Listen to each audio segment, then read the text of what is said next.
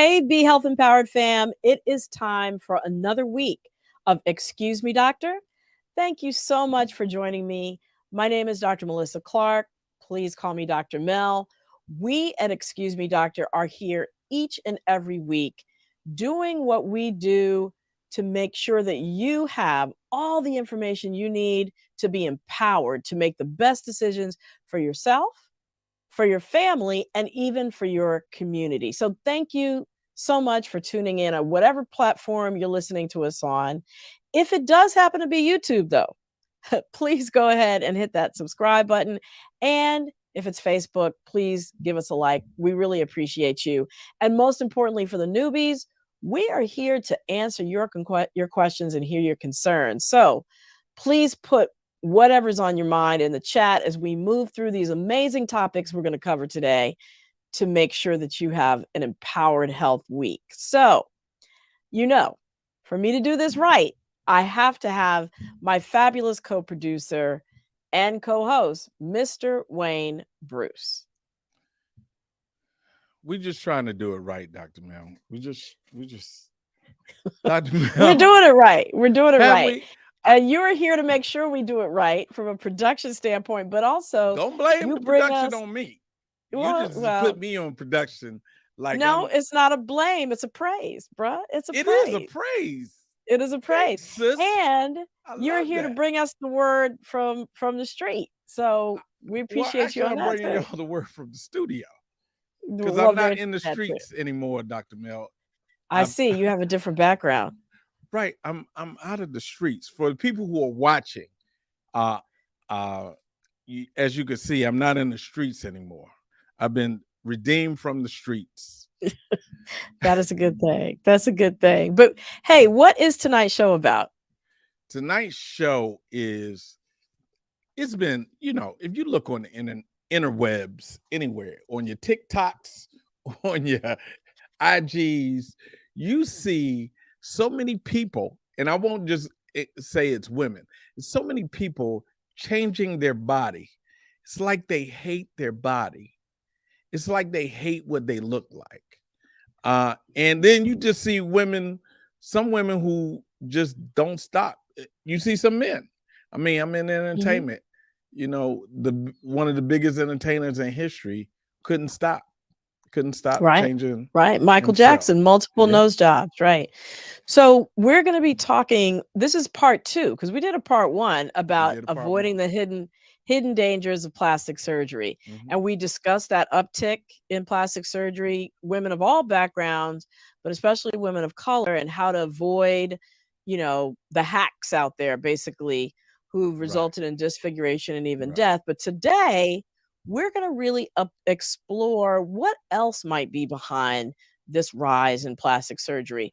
Are there deeper reasons? And are there alternatives to plastic surgery? So we have 2 incredible guests. We have back with us Dr. Paul Thesiger, who's now friend of the show. And we have Dr. Goodwin, who is a well-known, renowned psychiatrist who's going to be bringing us the psychological aspects behind plastic surgery. So it's going to be great. Because it's all in our mind, Dr. Mel. It is That's all right. In our mind. Everything starts there. Everything starts there. Out there. No, let me stop talking. But I'm excited. We have Dr. Thesiger, who's down like 4 flat tires. And then we have Dr. Goodwin, who I'm excited, author, podcaster, just all of that. All of it. Yes.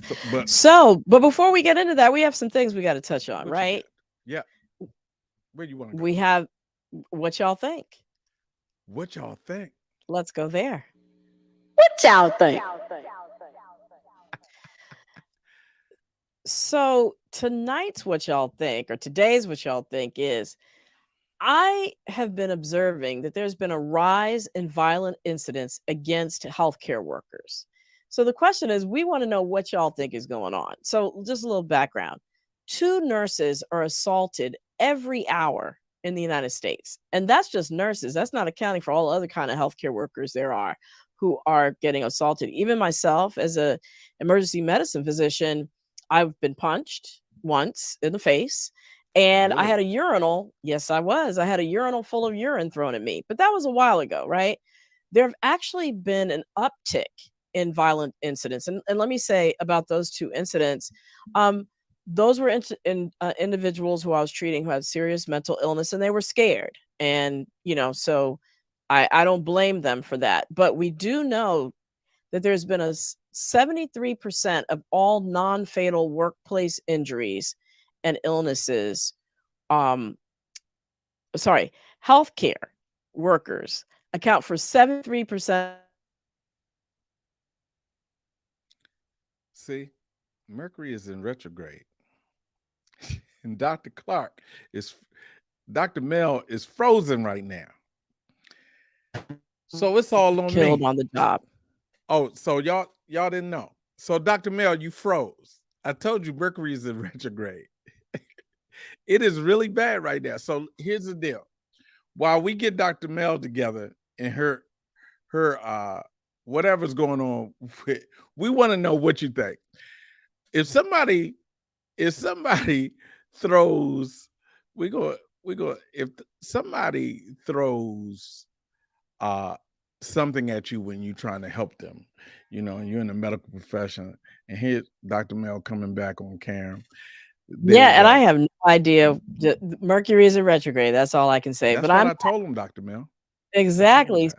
So I don't know where I left off, but basically I was saying there's just been this huge uptick in workplace violence in among health but against healthcare workers.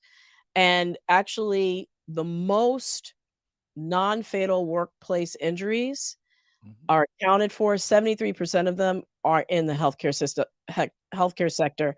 That's even more workplace violence than law enforcement, if you can believe Wow. it.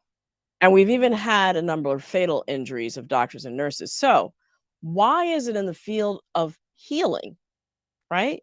Why is there so much violence going on against healthcare workers? We want to hear what y'all think, what you've heard, what your opinion is, and we're going to get back to it Right. before we. If you're watching us online, you can put it in the chat. If you're watching us live online, you can put it in the chat. Those are the people who are listening on their radios and watching on other places.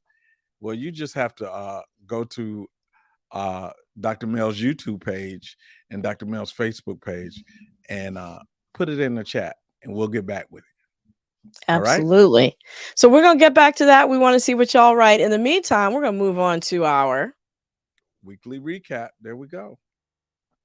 Let's get it on. So, first things first, what does immunocompromise mean? I mean, we've been hearing that first heard it concerning AIDS or HIV, and now we hear it concerning COVID. What does immunocompromise mean? And I got to call out one of our loyal listeners, our BHE family, Yvonne Smith. She was the one who posed this question, and she said, "Before COVID, I thought it meant just AIDS or HIV, and a lot of people don't see themselves in this category when you're talking about COVID." So, Right. as it pertains to vulnerability to getting a severe case of COVID, ending up in the hospital or dying, anybody with an immune system that's not quote unquote up to snuff makes them vulnerable. So we know we're in the middle of sort of a mini surge right now, and hospitalizations have doubled in the past month. Deaths are up by 17%. So it's important to know what immune compromised, or whether that's mild, moderate, or severe immune compromise, actually means. Okay. What does it mean?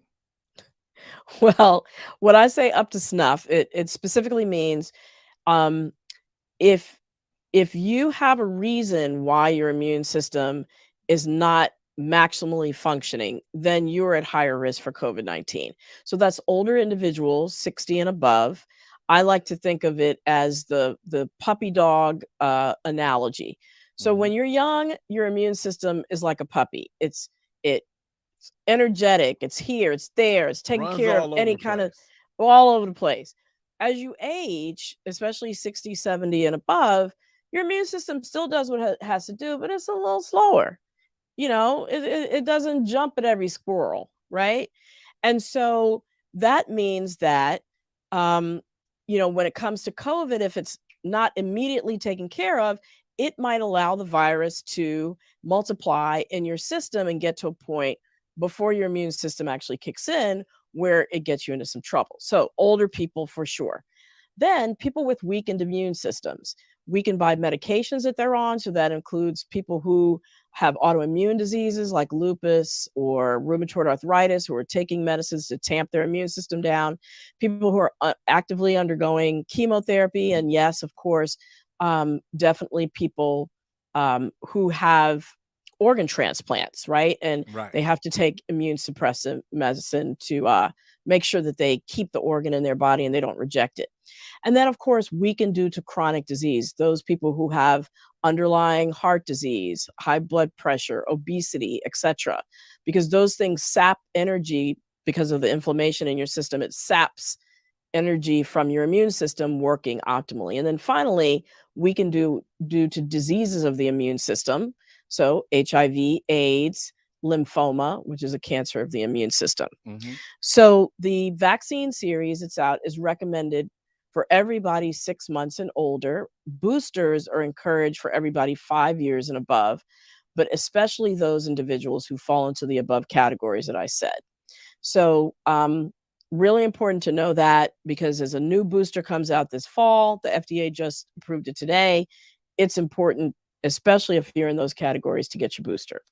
Yes, it is. So the puppy versus the old dog thing. I mean, when you think of puppy, it just runs everywhere. Your immune system is strong, can run up a wall, pee over everything. I'm sorry. And then when you think Right. of old It dog, does what it has to do. well, Right. I mean, old dog be peeing all over everything too. But we won't get there.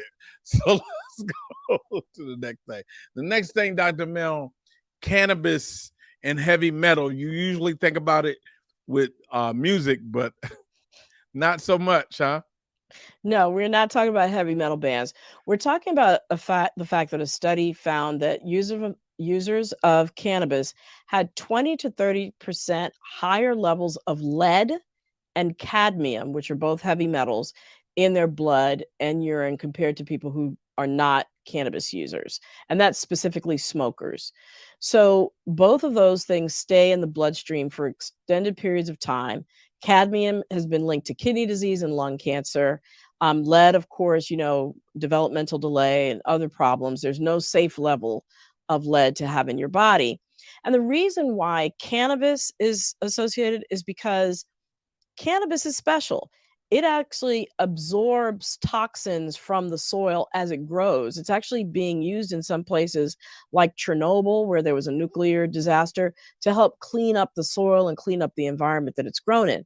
So that's great for the environment, but for people who smoke it on a regular basis, that's not so great because then these lead and cadmium levels and other heavy metals are getting into your body and can cause health problems. So just something to keep in mind as you decide how much cannabis you're going to smoke if you live in a place where it is, of course, legal.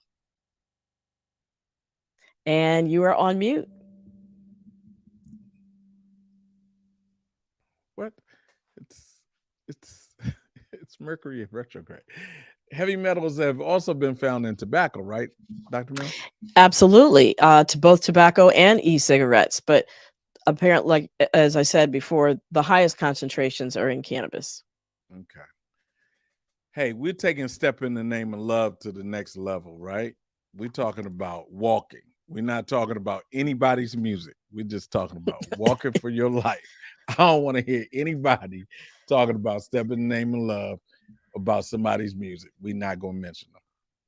Well, this last recap item is that 8,000 steps or more. If you do that just 1 or 2 days a week, it is linked to a significant reduction in what's called all-cause mortality, so that's death for any reason, and cardiovascular mortality, so think heart health. It improves heart health. Mhm. And that's in a study that was about 3,000 people who were 50 and above. Half were women, half were white, 20% were Black, 24% Hispanic, 4% others. So good cross section of folks. And they followed them for 10 years, and it found out that those people who took the 8,000 steps at least 1 to 2 days a week had 15% lower risk of death from any reason, 8% lower any for heart-related reasons.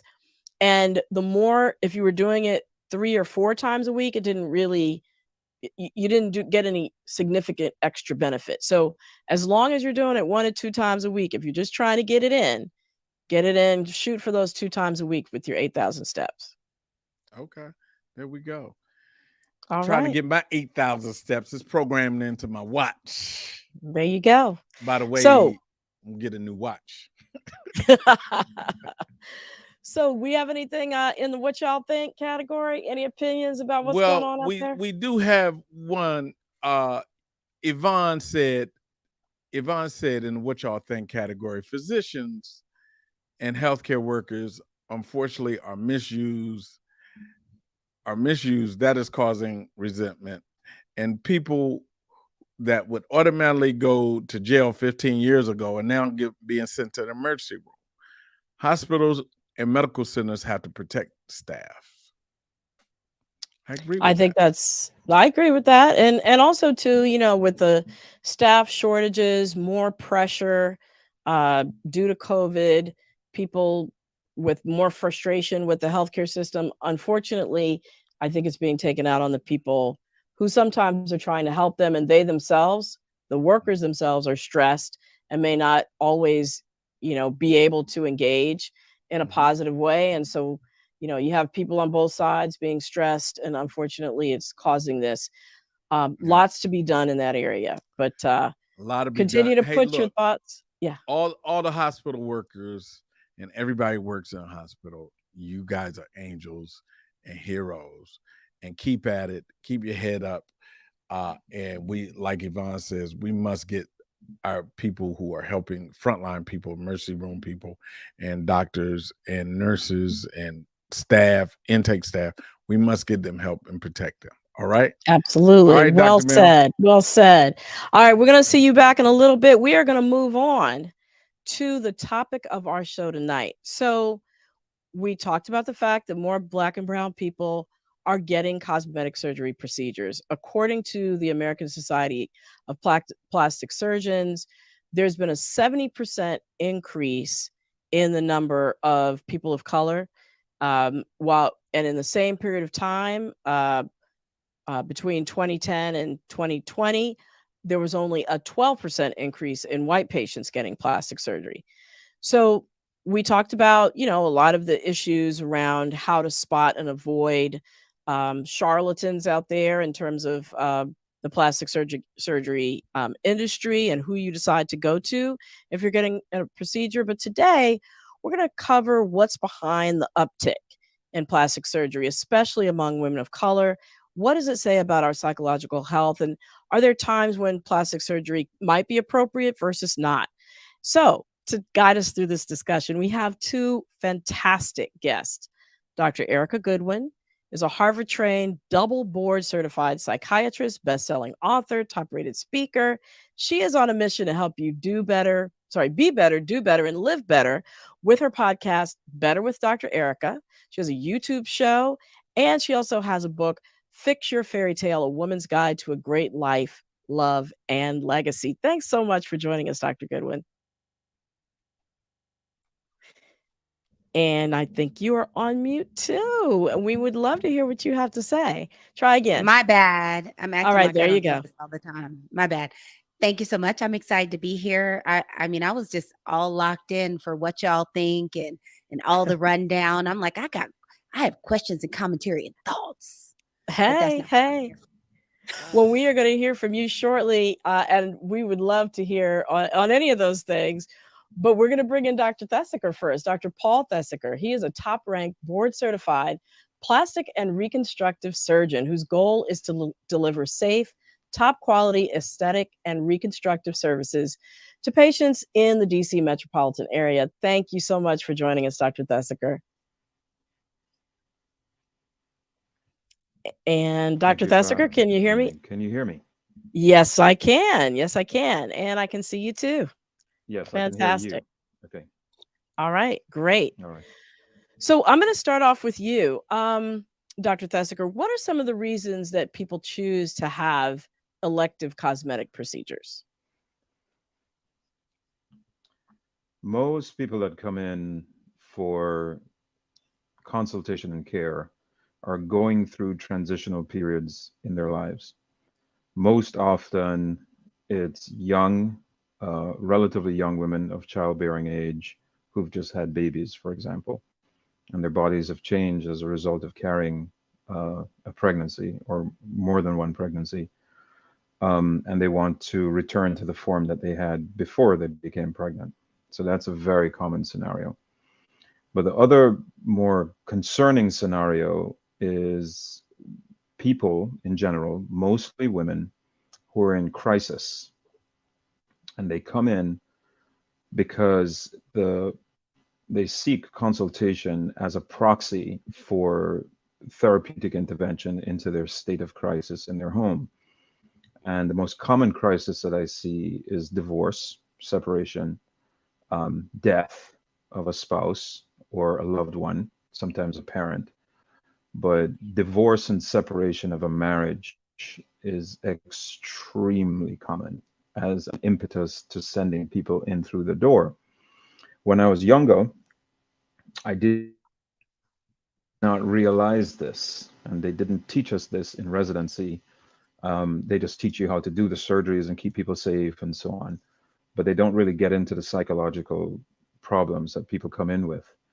Now that I'm 18 years into it, I see this as a crisis intervention type service masquerading as a medical or surgical service. And it's something Wow. that doesn't really get talked about at all, especially in our community. So Wow. That's very I'm sure that's a little profound. shocking, but Yeah. that's how I see it. Well, I think it's shocking more coming from a plastic surgeon more than it's shocking in and of itself, right? Again, for the reasons that you state, you're trained basically just to do the surgery and to do it safely and to do it at the highest quality. And I think a lot of people don't think about the psychological reasons behind it, which is one of the reasons we have Dr. Goodwin on. And so I'm going to go to you next, Dr. Goodwin. We've been talking women, women, women. The statistics do actually show that 90% of those individuals who seek out cosmetic procedures are women.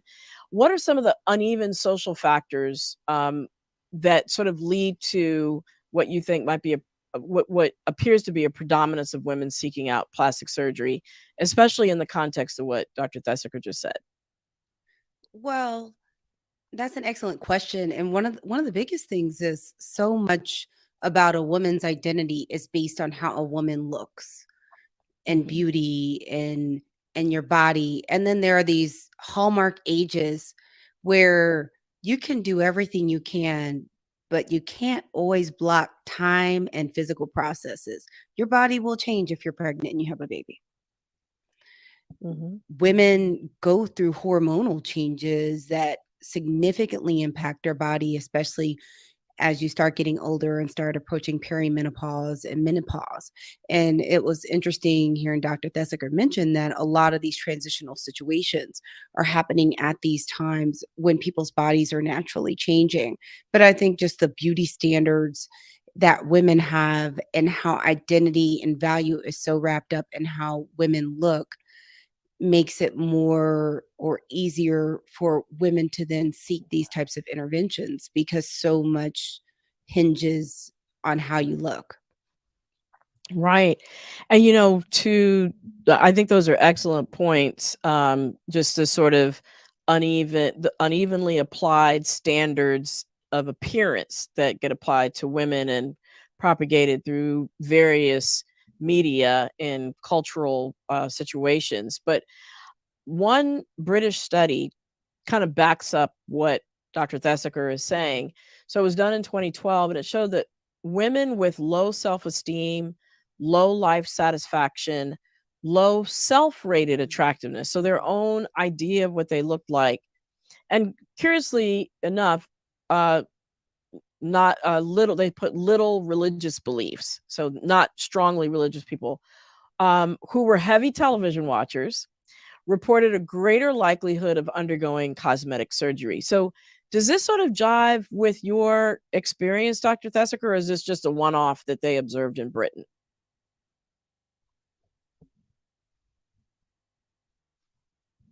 Dr. Thesiger, can you hear me? Mute myself here. That Okay. Yes, I just unmuted myself. That Mhm. tends to be, I think, a European study Mhm. because there's definitely a huge cultural divide here. For example, a lot of my patients are Latin. They're from Latin America, Brazil, Mhm. Colombia, Central America, and so forth. Many of whom have strong religious convictions. Mhm. They're believers, usually Christianity and so forth. And they also have strong profinity and affinity for doing enhancing their bodies and doing plastic surgery. So I think when they said there about you don't have much religious belief or something, that's definitely a slant towards Britain. One Mhm. thing that I think is uniform, it is not easy to age. All of us are going through it. When we hit 40 or so and go between 40 and 50, for example, there are certain changes that begin to happen that you cannot stop. Your metabolism slows, your starts to change, you put on weight, you try to work out to mitigate it, but it doesn't always work the way it used to when you were young. And for women in particular, this can be devastating because, as you were saying earlier, a lot of a woman's worth, unfortunately, in the society is tied to her looks. We had an incredible first lady in Michelle Obama, Mhm. and she had a Princeton education, and she was a lawyer, an attorney, and an advocate. But the Mhm. first thing they wanted to talk about is what she had on when she came on the stage. So I mean, this is a society we live in. So I think that again, I go back to crisis intervention. I go back to societal pressure. None of it is positive. None of it. I can't believe I'm saying this, but none of it is positive. The kind of pressure we put on our daughters, on our wives, on our moms, even to look a certain way or to look good all the time is not very self enforcing. It's deleterious in many instances because people who are on the margins of their emotions, they fall off the cliff immediately. Excellent points. Dr. Goodwin, do you treat women of color, especially Black women, and these issues come up for them? And if so, how do you engage with them around it? A lot of the women I work with that this comes up is that just like Dr. Thesiger was talking about, it's those menopausal women. I think some of the conversations aren't quite as much around plastic surgery at sometimes, just possibly because there's such a wide range of interventions out now that can Right. impact appearance, which is a little bit different than what not necessarily what's I that's not my ministry. That's not what I do for a living. But at least what I heard about and what was in popular culture of what you do. Mhm. So Mhm. it comes up and a lot of the conversations are around what why you want to know the why. Mhm. And part of the reason you want to know the why is whether or not the procedure is going to fix the why. Mhm. Mhm. if if you're totally unhappy, you're depressed and you hate yourself, it doesn't matter what procedure you have. There's no physical procedure that the best plastic surgeon on the in the country could do that's going to make you feel better. So it's Mhm. part of the reason why, there are other kind of procedures that I wouldn't say they're cosmetic, but they have to do with appearance, like bariatric surgery, even though it's not really for appearance, it's for other health Yeah. things. But there are reasons that for certain procedures, you have to actually have psychological clearance. It's just not, that's not necessarily the Mhm. culture for a lot of plastic surgery. So you want to know the why and what's the plan afterwards, and whether or Mhm. not someone can actually be um you all probably talk about compliance on the show, but whether someone can follow the instructions that their medical team Mhm. gives them of what they need to do after they have the procedure. Mhm. To me those three things are huge because one of the biggest things that impacts health outcomes, people talk about it all the time, is like depression. And one of the biggest things that happens with depression is people have some slow processing and some difficulty keeping up with things and being motivated, so that when people are given instructions of what to do for follow-up for their health, it's harder for them to do. And with these kinds of procedures, it can be a pretty big thing Yeah. if you don't actually do what you're told. But also, if you don't do what you're told, you may end up just going the opposite direction of whatever you had done. So we do have some of those conversations, but I think a lot of them, I end up having them a little bit more upstream, around kind of how people are feeling about themselves, because Mhm. people just in general, there's a lot going on, and a lot of the reasons a lot of people are coming to me is they're not feeling good about themselves. Right. And then there's whole feeling that, if I'm attractive, my problems will go away, Well, and right? and the problem is it might not make your problems go away, but just like they say, money doesn't solve all things. Being broke Mhm. sucks. So, there are studies out there that show people that are perceived as attractive do get perks and other kinds of things and Mhm. get treated different than people that are perceived as not as attractive. I think one of the difficult things is you don't have any control of what your baseline facial features are, or the shape of your body, because that was genetics. You got what you got. It's just a matter of Mm. was what you got what other folks like. Right. Good points. And then, not to discourage people from plastic surgery. On the flip side, have you seen evidence? And I know I saw one study that shows that plastic surgery helps to improve body image and self-esteem for kids that have been bullied as a result of the way they look. So have you seen that in your practice? So sort of the flip side, the good things that plastic surgery can do, Dr. I've Thesiger. Oh, I've seen. Oh, you're asking absolutely. for my bad. Oh, I'm Well, sorry. for both of Okay. you, really both of you, but go Okay. You first, go Dr. first. You're the Thesiger. Yeah. plastic surgeon. I so absolutely. Everyone who has ever been bullied, and I'm included in that. I was teased, not bullied. They couldn't really bully Mhm. me, I was Jamaican. So if you try to bully me, it's gonna be a problem. But everyone who has ever been teased in their life, which is just about every kid, Sure. but especially those who are teased for their weight or for their facial features, things that they had no control over, the ears, if their ears are prominent or sticking out or whatever.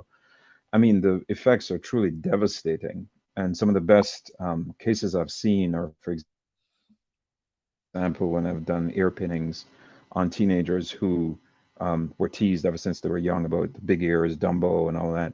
And you fix the Mhm. ears, and almost uniformly, 100% of them break down in tears when we fix it because they Wow. see themselves as whole for the first time. And I've almost never done a case where they don't cry immediately when they see the correction. Wow. Same for people who were teased about the weight and so on. And it's funny, we formed a class chat for my high school back in Jamaica, and 40 years later, we all get together and we're apologizing for those who got teased for this and those who got teased for that, because we're all middle aged now and everyone's overweight. You know what I mean? And we're just like, I'm so sorry we said this and so on. These are devastating things for young people coming through. But yes, in my practice anyway, we're holistic. So I prepare the patients mentally first to go through this.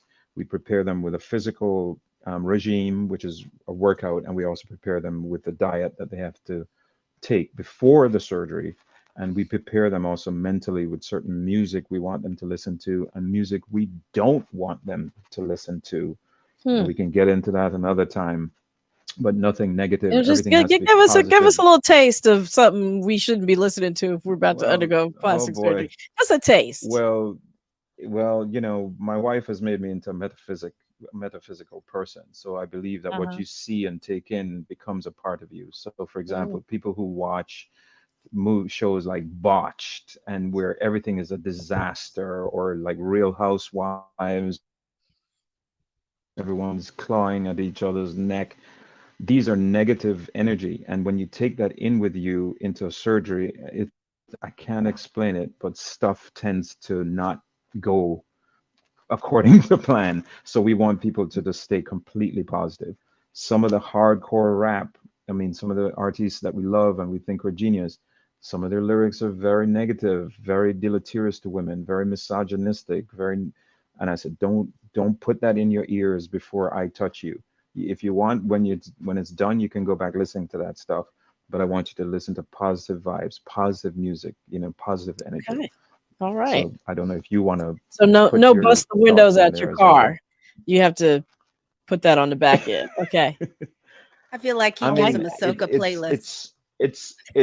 it sounds kind of, no, I mean, we go hardcore on this, Melissa. I mean, I'm into solfeggio rhythms. I don't know if Wayne is into this, but solfeggios are frequencies that are theta and delta waves. And if you listen to them, they immediately calm your body down. The same kind Yes. of music you would hear in a spa or if you go to a hypnosis session or something. I So if listen you to them listen at to night that to go to right sleep. before, Yes. there you go. So Yeah. they're just You're so-called preaching to the binaural choir. beats. So You're definitely when you preaching listen to to the that, choir. to the choir, when you go in, when you listen to that going before you go to sleep or before you go into surgery, it calms you down. The blood pressure comes down. The patient is more positive. Anyway, I don't want to steal your thunder. I'm sure you have some other things you'd like to add, doctor. No, Well, I think those are great So, points. And I yeah, just I'm talking too much. summarize. Yeah, No, just to summarize, you want people to go into any kind of procedure in a positive frame of mind, and the things that you expose yourself to influence that frame of mind. I think that's excellent. So, Dr. Goodwin, please jump in. y'all have me laughing as I sit here with my crystal. Hey. It's kind of yes, why I roll. But I yes, think, yes. and the other thing too is it's, there are some procedures that are life changing for people. Like, I've worked with numerous women that have had breast reductions, Yes. and their whole life changed and got 10 times better after their reduction. So I'm glad we're having this conversation, because it's not saying that plastic surgery is bad or horrible or something's wrong with you if you decided to do it. I think a lot of it is just making sure that you're doing it for a reason, that it's going to do what you want it to do, and that you can do it in a healthy way. Right. And I think that's excellent points, and that's the reason I brought it up, to sort of present a balanced picture. And then there's a other scenario too, where you have corrected the physical challenge, but the person's mindset hasn't caught up to that change. So you mentioned, for example, bariatric surgery, people who then go on to lose weight, but they still think of themselves as being obese or overweight, and they move and function still in that same mindset. So curious to know, have you come across this, either of you, in terms of people undergoing physical changes, but their mind not really catching up to that change? Yes. Absolutely. But Absolutely. This is I'm sorry, I'm going to come in here, but this is part of the struggle of the emotional support that we have to give to patients. And I have seen some of my best patients struggle for a decade over this issue, gaining, losing, gaining weight, losing weight. One even told me she was thinking that she was going to end her, thinking about ending her life. And Oh, no. it's a whole different kettle of fish. And you can change somebody radically in terms of the way they look physically, and they see the photographs and they get the compliments. But if their mind doesn't make that leap with them, sometimes it can make their depression worse, actually. Um, that's a whole nother kettle of fish. But this is my tourmaline right here. oh, Dr. Goodwin has her. I'm here Everybody for has it. their crystals. So I've got, Dr. yes. Goodwin, how would you how would you approach someone like that, where there's like this disconnect between what they look like and where their mind is? Well, a lot of times you end up doing a combination of interventions. And that's one of the reasons I love how Dr. Thesiger has this holistic approach, is because one is you need to figure out if there's something else underneath there that's causing, the fancy medical term is cognitive distortions. Basically, when your thoughts are just a little shifted and twisted. not necessarily in the way of like a horror movie, but how your mind filters things isn't what's actually going on. And the other thing is you have to look at a lot of these problems that get people to the point where they want plastic surgery or feel like they need it are things that have been going on for a long time. So you can look at it almost like habitual thinking. These are entrenched thoughts, behaviors, and perceptions of themselves that they didn't form overnight. So getting a procedure and after your months of recovery, however you look afterwards, is not going to automatically fix it. So one is identifying if there's some other mental health issue that needs treatment. I know we mentioned depression, but there can be anxiety. We haven't really talked much about body dysmorphic disorder, which is considered under the new umbrella under obsessive compulsive disorders. But there are a wide variety of other things that can be underneath it. So that needs to be treated. The next is doing some work around specifically what are the disconnects In between our where they community, are now. sorry, Oh, no worries. No, go ahead and finish, Dr. go Goodwin. ahead. But just In our figuring out where that dis- sorry, go ahead. oh, no worries, where that disconnect is in that misperception that's beyond just reality testing saying, hey, this is how you look, don't you see it? Because that's just not going to do it. And then there are some other potential therapies that can be done, such as cognitive behavioral therapy, or if there's some trauma related issues that are tied to what brought them to have plastic surgery. So there are some specific trauma related therapies that can be done. Wonderful. Dr. And Thesiger, I'm which, going to ask Wayne to come on camera. While he's doing that, can you go ahead and mention what you were going to say? yeah, absolutely. In our community, and when I say our community, Black and brown communities, especially Black community, cut across socioeconomic status, whether you work more blue collar or you're unemployed, there is a lot of emotional trauma that exists in our community. And when men and women, or men and men, partners or same sex, try to get together, a lot of that emotion comes out in a dysfunctional form in the home. And I can't tell you how many times I've seen women who literally are coming to me from an argument with their in fact, I've had situations where the argument is going on in the office. Oh, wow. And oh yes. And I tell my staff, in fact, I said, God, ladies, a lot of times you're going to see patients coming in here, and we are just the recipient of a cauldron that's been cooking for a while. So don't take it personally if somebody explodes at you over a small detail, or if they're not happy with a quote or something like that. It has nothing to do with us. It's because there's a conflict going on at home. There are a lot of depressed, stressed people right now in this society. Everyone's on edge. The political conflict and the division between people and the racial stuff and parents being scared for their kids, it's all coming out. And I Yeah. see it every day in the, when I interact with people who say that oh, doc, I'd like you to do this, that, and the other. But when you dig a little bit deeper or you do the deep dive, what they're really saying is, my life is chaotic. Will this help me if I change my appearance? And the answer is usually no. And but that's where the conflict of interest lies, because of course I'm the doctor and I said, hey, I can do this, but I'm not sure if that's going to help you right now. Wow.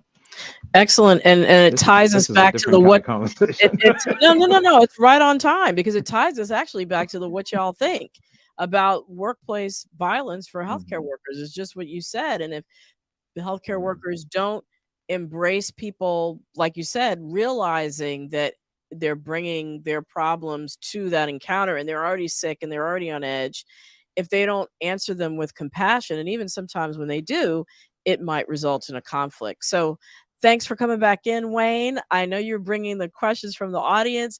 We've just been we cut into our audience You time. We have can't covered film that everything. anymore. I mean, uh, of course, everyone in the audience, everyone on our online sites, everybody has a take. Just everybody has a take, and it's good. But I want to get in a question.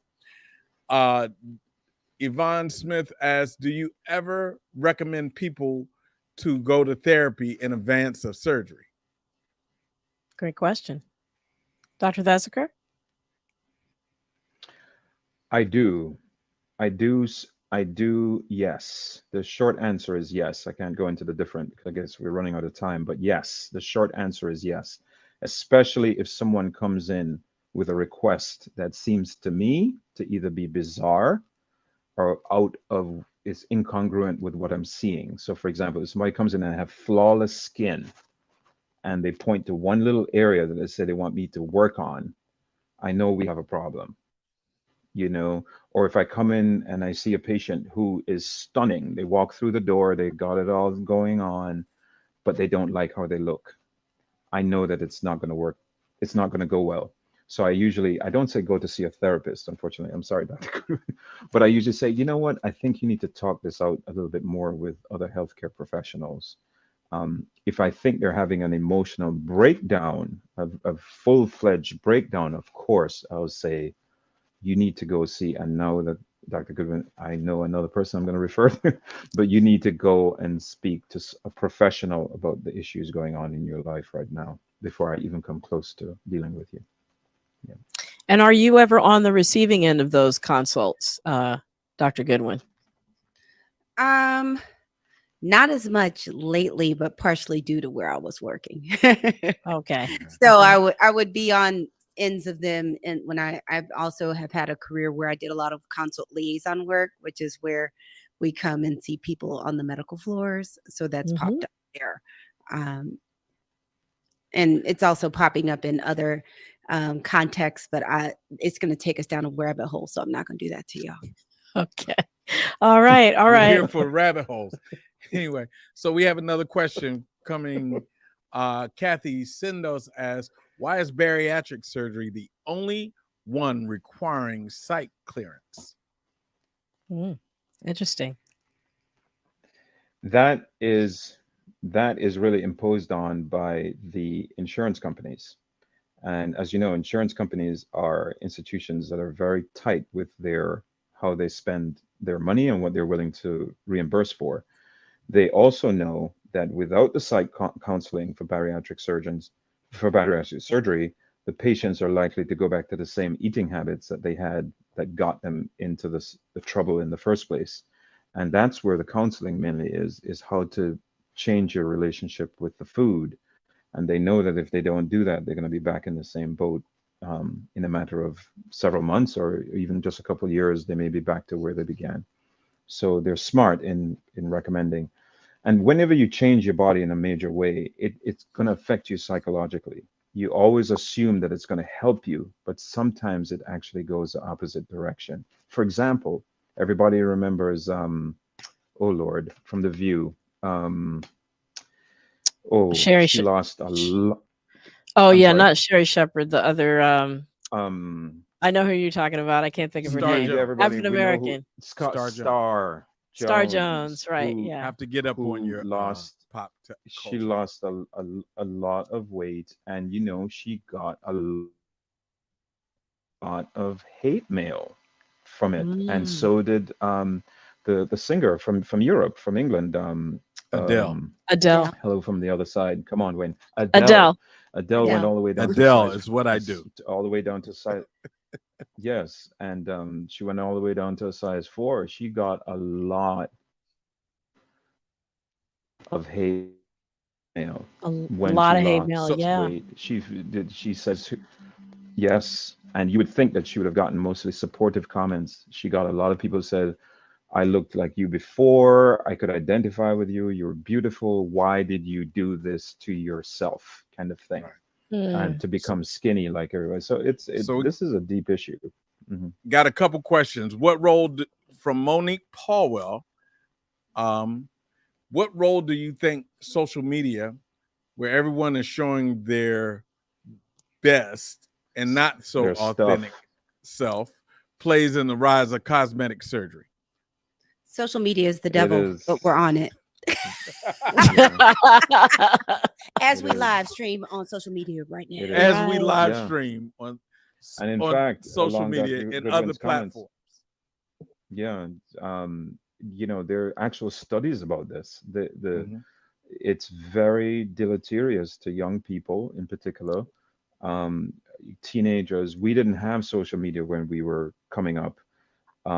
It's devastating, and but it drives the market. Kim Kardashian, we mentioned last time. J Mhm. Lo. We mentioned a few people. Say, Some of these people, they literally drive the market. So if Kim goes in and does something, all love to you, Kim. It then becomes the thing. When she did the Morpheus 8, or when she did the BBLs, or when she did her lips, or when she does her eyes. So it and drives the market, BBLs and for the uninitiated of course, it are helps us.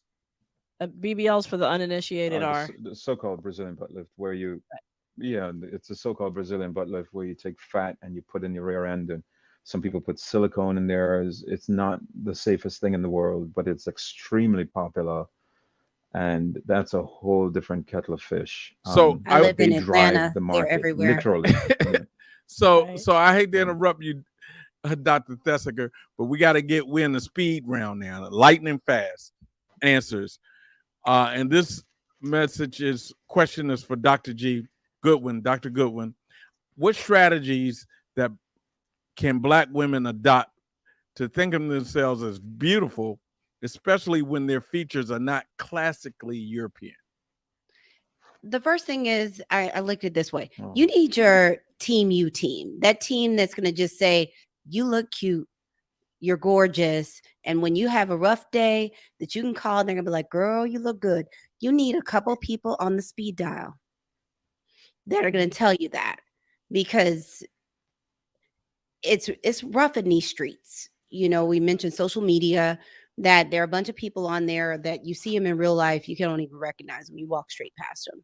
Now, I'm not mad at them, because part of the reason this happens is because society is so rough on folks that they don't feel comfortable showing up how they look Mhm. with minimal makeup, because they don't feel attracted that way. But I say first is get your team that's going to tell you how good you look. It may be family, it may not, because all of us had that grandma that was like, you have a zit, or look at your hair today. So Or it do could be this with your family. nose. It could be family. Or It could baby, not you be. shouldn't smile. You got big teeth.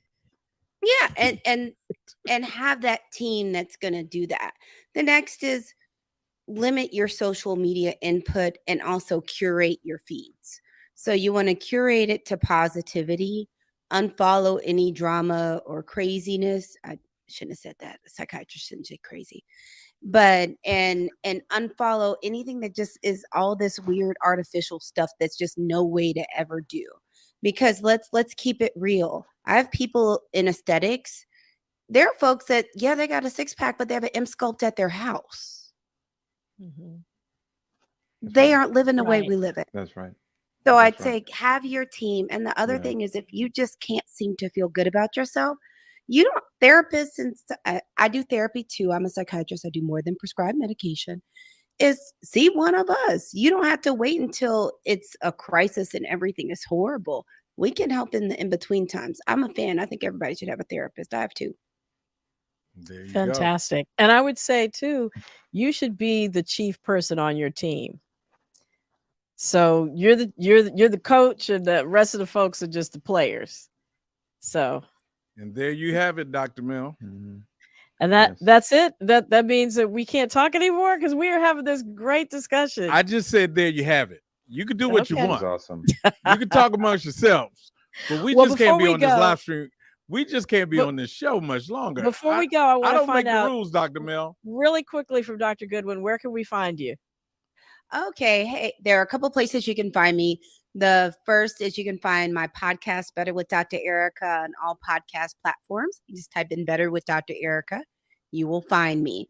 The next is you can find my book at fixyourfairytalebook.com. And you can find me if you just want to find me and see what I'm talking about. I'm at Dr. Ericka on all social media, spelled out down there. Notice my parents used all the letters. There's a C and a K. So All right. you need Thank you that C and a so K. much. Thank you so much for being on, Thank you. Dr. Thesiger. Anything about where you want them to find you? I can be found, ironically, on Instagram at Thesiger Plastic Surgery or on Facebook. I'm also on LinkedIn, by the way. Just put in my name, Paul Thesiger. You'll see me come up there. The picture is kind of old, so I had hair and all of that. I also wanted to make a plug. I'm also on the board for Kennedy Krieger, which is a institute for disabilities. That's my other passion. So I'm not just there doing liposuction, as DR.MEL knows and Wayne knows. We have a son with autism. I'm a huge advocate for anyone with any disability, whether it's a cognitive, mental, or physical disability. That's my other passion, and so everyone Well, thank can you all. tune in there Thank you all too. so much for being here. Thank you to Wayne, my wonderful producer was and awesome. co-host. Thank you so much to my Be Health Empowered family. Y'all are great with the questions. Until I see you, remember, be wise, be well, and be health empowered. Thanks for tuning in.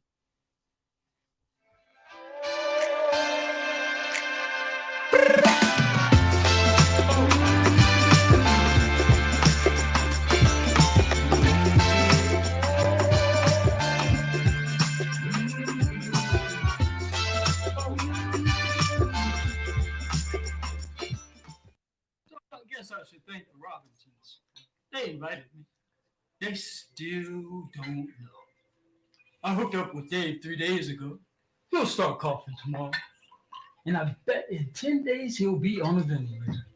Now, his wife, she's not vaccinated because she thinks it'll prevent her from being pregnant. But what they don't know is that I can decrease sperm count. Sorry, Dave. Good luck with that.